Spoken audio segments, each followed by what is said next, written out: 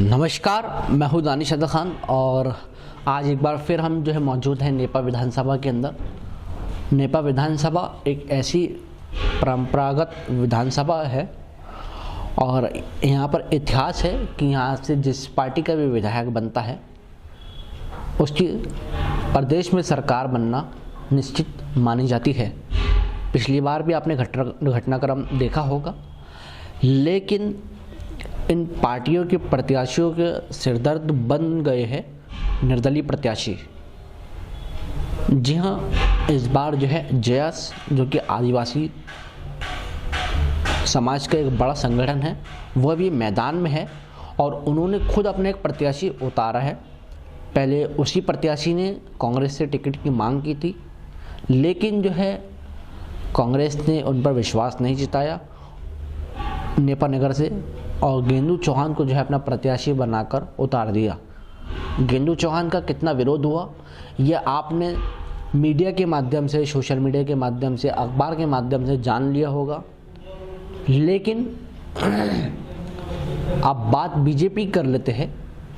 BJP के लिए भी अब यहाँ का ये चुनाव जैस की एंट्री के बाद से सीट को विजय करना काफ़ी मुश्किल भरा हो गया है। हमारे साथ में जय संगठन के प्रत्याशी कार्यकर्ता मौजूद है जिनको कांग्रेस से जिन्होंने टिकट मांगी थी, लेकिन फ़िलहाल कांग्रेस ने विश्वास नहीं जताया और अब खुद ये निर्दलीय उतर गए हैं। हम बात इनसे कर लेते हैं। बहुत बहुत स्वागत है आपका जमरे जी। धन्यवाद दानिश भाई कि आपने हमको हमारी बात रखने के लिए मौका दिया। जी जमरे जी, पहला सवाल आपसे मेरा यही है, घोषणा पत्र आप अपना जारी करने वाले हैं जी, क्या क्या मुद्दे रहने वाले हैं उसके अंदर आपके? देखिए, हम 1-2 दिन में घोषणा पत्र जारी करने वाले हैं। उसमें हमारे जो विधानसभा के क्षेत्रीय मुद्दे रहेंगे, जो यहाँ की समस्या, उसी को हम अपना घोषणा पत्र में हम रखने वाले हैं। फिर भी कुछ मुद्दों की अगर हम बात करें तो कितना बिछड़ा हुआ ये क्षेत्र है? सबसे बड़ी हमारे नेपा नगर की जो काफ़ी वर्षों से मांग रही है कि अब नेपा नगर क्षेत्र में एक अनाज मंडी होना चाहिए, क्योंकि हमारा यहाँ जो किसान क्षेत्र है, तो हमारे किसान का जो उपज होता है उसको बेचने के लिए या तो फिर बुरहानपुर जाना पड़ता है या फिर खंडवा जाना पड़ता है, जो काफ़ी पैसा खर्च हो जाता है और सही दाम भी नहीं मिल पाता। पहला हमारा ये मुद्दा होने वाला है। दूसरा, हमारे नेपा नगर में शासकीय अस्पताल बन चुका है, लेकिन वहाँ पर आज भी डॉक्टर की व्यवस्था नहीं है, तो हम उसको भी डॉक्टर को व्यवस्था करवाएंगे, उसकी हम घोषणा पत्र में रखेंगे। और भी बहुत सारे मुद्दे हैं जो हम बड़े जो हमारे कस्बे हैं, तो वहाँ पर भी जो लोकल समस्या हम उनसे संपर्क किए हैं, तो वो उनकी समस्या को हमारे घोषणा पत्र में रखेंगे। तीसरा चौथा जो हमारा बौद्ध समाज का कुछ है, बौद्ध विहार का, उसका देख रहे हैं हम। और हमारे नेपा नगर पालिका के जो सफाई कर्मियों का है, उनकी समस्या है। पिछले दिनों उन्होंने काफ़ी आंदोलन भी किया था, तो उनकी कुछ मांगे, उनको भी हम मुद्दा बनाएंगे, हम मांग पत्र में मतलब घोषणा पत्र में शामिल करेंगे। अच्छा, तो इन्हें कुल मिला के 2-3 दिन के अंदर आप अपना घोषणा पत्र जारी कर देंगे? बिल्कुल, 2 दिन बाद आपको घोषणा पत्र देखने को मिल जाएगा। चलिए, हाँ जमरे जी, एक सवाल और था कि देखा गया है नेपा नगर के अंदर मिल क्षेत्र है पूरा, और यहाँ पर अब मिल के अंदर भी स्थानीय निवासियों को कम बल्कि बाहरी व्यक्तियों को ज़्यादा रोजगार दिया जा रहा है, इस पर क्या कहेंगे? ये तो देख ही रहे हम लोग। अभी नेपा नगर के मिल के जो कर्मचारी की सूची उठा के देख लोगे, अभी कुछ समय पहले भर्तियां भी हुई थी। बाकी जो लोकल के लड़कों ने, बेरोजगार युवाओं ने अप्लाई भी किया था, बाकी पता नहीं चला कब सूची निकल गई और बाहरी लोग आके उनको रोज़गार मिल गया, उनको काम पे रख लिया गया। तो सीधे सीधे हमारे जो लोकल के बेरोजगार युवाओं के साथ धोखा किया जा रहा है, तो हम उसको भी हम मुद्दा बनाएंगे। तो हमारे लोगों को रोज़गार मिलना चाहिए, क्योंकि संसाधन हमारे दोहन हो रहा है, हमारे क्षेत्र का संसाधन का दोहन हो रहा है, बाकी उसका जो लाभ मिलना चाहिए बाहरी लोगों को मिल रहा है, तो लोकल के लोगों को फ़ायदा मिलना चाहिए, हमारा ऐसा मानना है। अच्छा, तो इन्हें आप इसको भी मुद्दा बनाएंगे? बिल्कुल, वो तो हमारे मुद्दे में है ही। और विधायक बन गए तो? विधायक बन गए तो फिर जो हमारे वादे रहेंगे, जो हमारे मुद्दे हैं, जो हमारा घोषणा पत्र रहेंगे, हम उसी के लिए संघर्ष करेंगे, उसको पूरा करेंगे। स्थानीय निवासियों को, जो स्थानीय युवा है, उनको रोजगार देगा अब नेपा में? भैया, जो स्थानीय युवा है, स्थानीय लोग हैं, स्थानीय किसान है, वही लोग वोट देंगे। वही लोग वोट दे के आपको अगर विजयी बनाते हैं, विधायक बनाते हैं, तो आप उन्हीं के लिए आपको काम करना पड़ेगा। आप बाहरी लोगों को रोज़गार क्यों देते हो? जब आपको वोट दे के लोकल की व्यक्ति आपको विजयी बना रहा है, तो आप उन्हीं के लिए आपको काम करना पड़ेगा। बाकी यहाँ उल्टा काम हो रहा है, बाहरी लोगों को रोजगार दिया जा रहा है और हमारे लोगों का शोषण किया जा रहा है। तो ये गलत है ना। संसाधन हमारे, दोहन हमारा हो रहा है और फायदा किसी बाहरी लोगों को पहुंचा रहे। तो ये तो वो बहुत बड़ा मुद्दा होने वाला है। अच्छा, हाँ जमरे जी, अभी सीएम साहब आए थे धूलकोट के अंदर, उन्होंने कहा है कि सुमित्रा काजदेकर जो यहाँ की विधायक रह चुकी है, विधायक है अभी फिलहाल, उनको एक अच्छा पद देने वाले हैं। कार्यकाल को किस तरह से देखते हैं और किस तरीके से पद इनको जो मिलने वाला है? फिर देखो, ये तो किसी भी हालत में इनको यहाँ की सीट निकालना था, तो ये तो लॉलीपॉप एक तरह से इनको, मतलब जो बीजेपी में जो फूट पड़ गया सुमित्रा काजदेकर को, जो कि 2 बार की जीती हुई है यहाँ इस क्षेत्र की, उसको टिकट नहीं मिला, तो भीतरघात होने की पूरी संभावना। तो ये तो कंट्रोल डैमेज की मतलब चीज़ें हैं ये सब। ये तो अब बीजेपी 2 नहीं 3 फाड़ हो चुका है, तो बीजेपी इस बार बुरी तरह से हार रही है। तो ये कंट्रोल करने के लिए आए थे यहाँ पर, जो अम्बा तालाब का यहाँ घोषणा कर गए हैं। तो 18 सालों से बीजेपी की सरकार है, वो तब से वो घोषणा कर रहे हैं अम्बा तालाब की। तो 18 साल में तो कम से कम 18 तालाब बन जाने थे, अभी तक एक भी तालाब नहीं बना। अभी फिर मतलब समाज को गुमराह कर रहे हैं, मतलब बिल्कुल ना समझ और बेवकूफ़ समझ रखा हमारे समाज को। तो इतना तो हम लोग समझदार हो गए, हमारे युवा समझदार हो गए, हम बता रहे हैं। तो ये अम्बा तालाब, ये चुनाव जब अब आचार संहिता लग गई, आप जाके बोल रहे हैं कि हम अम्बा तालाब बनाएंगे, तो गलत है। और दूसरा रोड देख लीजिए, अम्बा तालाब हमारे शिवाबाद सबसे ज़्यादा धार्मिक बड़ा माना जाता है, स्थल माना जाता है, वहाँ का आज तक रोड ही नहीं बना हुआ है। तो ये भी हम मुद्दा है हमारे इसमें। तो लोगों को दिख रहा है, ज़मीन पे दिख रहा है कि क्या काम हुआ है और क्या झूठे वादे किए जा रहे हैं। अब ये बहुत बेवकूफ़ बना लिया 18 साल तक। अब हमारा जो क्षेत्र की जनता वो बेवकूफ़ बनने वाली नहीं है।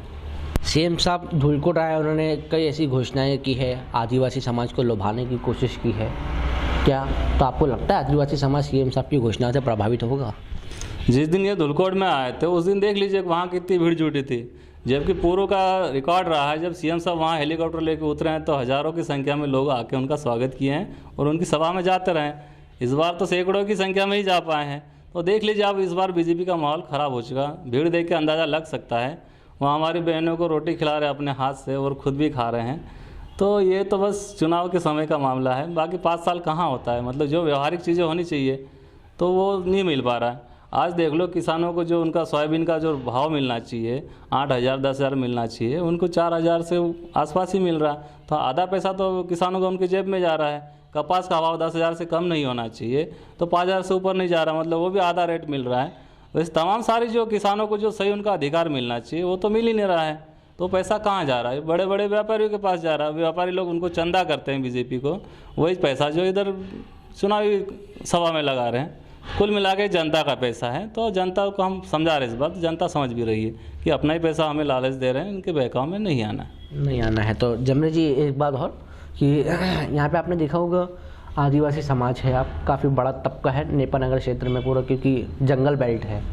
आपने पिछले दिनों देखा होगा कि खबरें आई थी कि जेएस के लोगों पर आरोप लगा था आपके कि जंगल को तबाह कर दिया गया है। ऐसे में ना ही सरकार ने उस समय कुछ कहा, ना ही यहाँ के स्थानीय विधायक ने कुछ किया। तो इस पूरे घटनाक्रम को आप किस रूप में देखते हैं? नहीं, जेएस के ऊपर कोई आरोप नहीं लगा जंगल वाले मामले में। जेएस इस मामले में था नहीं। जेएस तो लोगों को जागरूक कर रहा है, एक तरह से सामाजिक विचारधारा को लेकर चलता है, लोगों को जागरूक करता है। तो जंगल वाले में जेएस का इन्वॉल्व का नाम नहीं आया है, थोड़ा सा आपको गलत जानकारी हुई। हाँ, ये जंगल अतिक्रमण जरूर हुआ था, जिसमें अपना नेपानगर क्षेत्र से है और घाघरला क्षेत्र में जंगल का अतिक्रमण हुआ था। जंगल बड़े पैमाने पे कटा भी है ना, वो सभी ने देखा भी। बाकी उस समय कुछ पैसा एक्ट की घोषणा किए थे माननीय शिवराज सिंह, तो उस समय उन्होंने बोला था कि जंगल के असली मालिक बोले आदिवासी है, और उसको फिर जो बीच के लोग बीजेपी के लोगों ने उसको गलत तरीके से उसको लोगों में भ्रम फैलाया कि बोले आप जो है जंगल नवाड़ काटो और आप शिवराज सिंह आपको ज़मीन देंगे। एक तरह से उन्होंने भ्रम फैलाया और कुछ हमारे भोले वाले आदिवासी उनके बहकाव में आ गए थे और उन्होंने जंगल काटा भी है, बड़े पैमाने में जंगल काटा है। बाहरी लोग भी आए थे, उन्होंने काटा।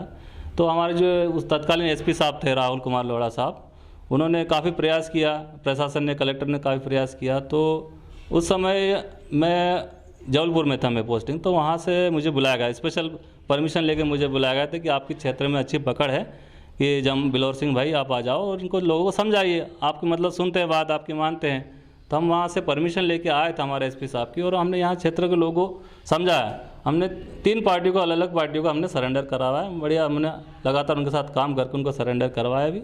और लास्ट में जब ये नेपा नगर थाने पे हमला हुआ था, उसमें लास्ट में हमने फिर सभी लोगों को गिरफ्तारी करवाई। मतलब खुद हम बसों से भर भर के लेके आए नेपा नगर थाने में और यहाँ ला के गिरफ्तार करवाया हमने। तो यानी आपने एक प्रशासन की अच्छी मदद की थी उस समय? बिल्कुल, प्रशासन की पूरी मदद की। जो अतिक्रमण वाला मामला हम ही ने शांत करवाया था, वरना पब्लिक किसी के मानने की को तैयार नहीं थी। वो तो हम लोग वहाँ से आए, मैं खुद ही आया हूँ और हम उनको समझाया। तो लोगों को मोटिवेट करने वाला चाहिए, उनको मतलब सही तरीके से अगर समझाने वाला व्यक्ति हो, कोई अच्छा लीडर हो, तो भविष्य में ऐसी जो गलती जो होती है वो नहीं होगी। इसलिए लोगों ने समझ लिया कि अब मतलब ऐसे व्यक्ति को अपना लीडर बनाया जाए जो लोगों को समझा सके, उनको एक तरह से मोटिवेट कर सके, उनको अपनी बात को सही तरह से समझाने वाला व्यक्ति चाहिए। इसी आधार पे हम लोगों को मुझे लेके यहाँ आए हैं लोग। बात अपन ने बीजेपी के लिए, आप कांग्रेस की क्या स्थिति देखते हैं आप यहाँ पर? देखिए, आपने कुछ थोड़ी देर पहले बताया कि नेपा नगर में जो जिस पार्टी का विधायक बनता है वो राज्य में उसकी सरकार बनती है। तो इस बार जो है बीजेपी की हालत बहुत ज़्यादा ख़राब है, तो ये बीजेपी को पहले से मालूम था। तो इन्होंने बड़ी मतलब प्लानिंग के तहत, बहुत बड़ी प्लानिंग के तहत जो है सुमित अग्रवाल जो कंपनी है, उनकी जो गेंदूबाई चौहान है, मतलब उनकी भाभी जी है, तो इनको बड़ी चालाकी से उन्होंने बीजेपी से कांग्रेस में शिफ्ट कर दिया। तो है तो बीजेपी के हो, तो इस ऐसा मानना है हमारा कि इस बार जो नेपा नगर विधानसभा चुनाव जो चल रहा है, लड़ रहे हैं पार्टियाँ, कांग्रेस से भी बीजेपी लड़ रही है और बीजेपी तो अपना उम्मीदवार उतार रखा है। चाहे कांग्रेस जीते बीजेपी जीते, मतलब एमएलए जो मिलने वाला हो बीजेपी को ही मिलने वाला। तो ये चीज़ें कांग्रेस पार्टी समझ नहीं पाई, बीजेपी की जो साजिश थी वो कांग्रेस पार्टी समझ नहीं पाई। और इस बार जो नेपा नगर का जो विधायक आने वाला है वो बीजेपी का ही आने वाला है, मतलब अगर दोनों अगर आते हैं तो। इसलिए हम मैदान बीच में हम उतर गए हैं, तब दोनों की साजिश, दोनों के एमएलए अब नहीं आने वाले, हम ही लोग अब आ रहे हैं। जयेश अपनी अब एंट्री मारने वाला है, मार चुका है एंट्री। अच्छा, तो देखिए जयेश के प्रत्याशी उतर चुके हैं और अब दावा कर रहे हैं कि नेपा नगर सीट 100% जयेश के खाते में ही जाएगी। तो आप देख रहे हैं क्षेत्रीय मुद्दों को जो है मुद्दा बनाने वाले हैं यहाँ के जो प्रत्याशी है, निर्दलीय है। वैसे चुनाव काफ़ी रोचक अब हो चुका है। आपको बता दें कि जो हमारे साथ में जमरे साहब है, ये बात कर रहे थे हमारे से, बिलर सिंह जमरे, ये पुलिस आला अधिकारी भी रह चुके हैं। देखिए, मैं अब क्षेत्र की जनता से और मध्य प्रदेश की जनता ही नहीं, पूरे देश की जनता से कुछ अपील करना चाहता हूँ आपके माध्यम से दानिश भाई।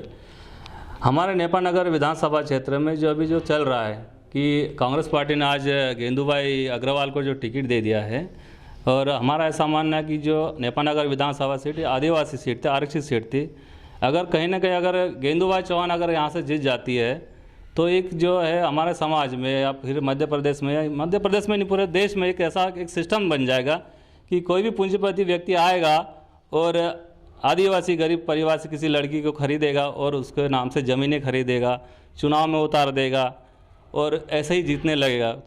तो फिर एक सिस्टम चालू हो जाएगा, प्रथा चालू हो जाएगा। तो फिर हमारे लोग कहाँ जाएंगे? हमारा आरक्षण तो ऐसे ही खत्म हो जाएगा, आरक्षण खत्म हो जाएगा, हमारी ज़मीनें जब ये लोग खरीदने लगेंगे, हमारा रोजगार चले जाएगा, तो हम लोग कहाँ जाएंगे? हम इस देश के मूल निवासी है, यहाँ के हम मूल निवासी है, यहाँ के सालों से हम पैदाइश हमारे यहाँ के, और बाहरी लोग आके, पूंजीपति लोग आके अगर हमारी ज़मीनें खरीदने लगे, हमारी बेटियों शादी करने लगे, हमारा रोजगार छीनने लगे, तो हम लोग कहाँ जाएगा? अगर आज नेपा नगर में अगर इनको नहीं रोका गया तो पूरे देश में ये सिस्टम लागू हो जाएगा, एक उदाहरण हो जाएगा। इसलिए हम इस मैदान में आ गए हैं, हम इनको रोक के बताएंगे, एक मिसाल पेश करेंगे, ताकि भविष्य में कोई पूरे मध्य प्रदेश में, पूरे देश में कोई आदिवासी महिलाओं खरीद के चुनाव में उतारने की हिम्मत नहीं करेगा, ना ही उनके नाम से ज़मीनें खरीदने की हिम्मत करेगा, ना ही उनके नाम से बिजनेस करने की कोशिश करेगा, ना पेट्रोल पंप खोलने की कोशिश करेगा। तो हम इसलिए मैदान में आए कि हमारा जो आरक्षण बचाना चाहते हैं हम, हमारी ज़मीनें बचाना है हमको, हमारा रोजगार बचाना है, हमारी भूमि बचाना है, इसलिए हम मैदान में आए हैं। आपको लगता है समाज आपके साथ में है?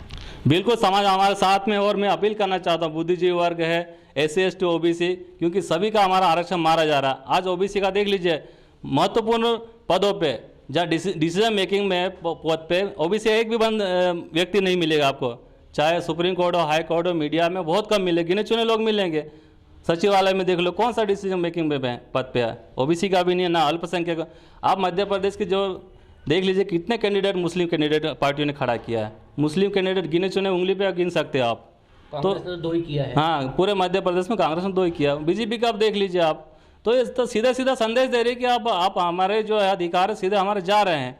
तो इसीलिए हम इन्हीं सब को लेकर हम जमीन पर उतरे हैं, और हम चाह रहे हैं कि आप सभी हमारा तन मन धन से हमारा सहयोग करें, क्योंकि एक आप नेपा नगर विधानसभा क्षेत्र से एक गरीब का बेटा मैदान में उतरा है, तो आपसे अपील है कि हमारा तन मन धन से सहयोग करें और हम यहाँ से अब सीट निकाल के पूरे देश को संदेश देना चाहते हैं कि जो हमारा जो आरक्षण जा रहा है SC ST OBC और माइनॉरिटी का, हम उसको रोकने वाले एक मिसाल पेश करने वाले हैं। धन्यवाद। चलिए, बहुत बहुत शुक्रिया जमरे जी हमसे बात करने के लिए। तो आपने देखा है कि अब नेपाल नगर की जनता के सामने एक पढ़ा लिखा अच्छा व्यक्ति का जो है उनको चुनने का मौका मिला है, और आप देख रहे हैं तमाम क्योंकि अब जनसंपर्क भी कर रहे हैं। आखिरी सवाल मैं और करना चाहूँगा, जनता के बीच आप जा रहे हैं, जनसंपर्क कर रहे हैं, कितनी उम्मीद जनता आपसे क्या कह रही है, क्या क्या कुछ समस्याएं भी बता रही होगी जनता आपको? देखिए, मैं यहाँ नेपाल नगर हमने ऑफिस खोल दिया, तो नेपाल नगर के जो लोग हैं हमसे रेगुलर आकर संपर्क कर रहे हैं। अभी जैसे मैंने आपको बताया कि यहाँ के हॉस्पिटल की मूल समस्या, तो उन्होंने बोला कि भैया हमारे यहाँ हॉस्पिटल तो बन गया, बाकी डॉक्टर नहीं है, ना लेबोरेटरी है, तो वो चीज़ है। दूसरा इन्होंने बोला कि यहाँ किसान हमसे मिल रहे, भैया अपने क्षेत्र में किसान मंडी होना बहुत ज़रूरी है, क्योंकि हमारा अनाज बाहर ले जाना पड़ता है और वो जो दाम मिलना चाहिए वो भी नहीं मिल पाता। तीसरा, यहाँ के जो सफाई कर्मी है वो लोग भी आए थे हमारे पास, तो भैया हमने पिछले दिनों काफ़ी आंदोलन किया, तो हमारी जो मांगे वो पूरी नहीं हुई। और छोटे व्यापारी है, ठेला गाड़ी वाले है, फुटपाथ पे दुकान लगाने वाले छोटे दुकानदार है, ये लोग भी आकर संपर्क कर रहे हैं कि इस बार हम आपके साथ में हैं। तो हमारे साथ बौद्ध समाज और क्रिश्चियन समाज और ये माइनॉरिटी इधर से सभी लोग संपर्क किए हैं, उन्होंने वादा भी किया कि हम इस बार आपको ला रहे हैं। चलिए, तो आप देख रहे हैं जनता का प्यार भी जो है अब दावा कर रहे हैं कि मिल रहा है, और तमाम तस्वीरें आपने नेपाल नगर की देखी, हम आपको लगातार यहाँ से अपडेट दिखा रहे हैं। तमाम बड़ी खबरों के लिए बने रहे BNC न्यूज़ के साथ। अपने कैमरा सहयोगी अनस के साथ मैं दानिश अदा खान, BNC मीडिया, बुरहानपुर।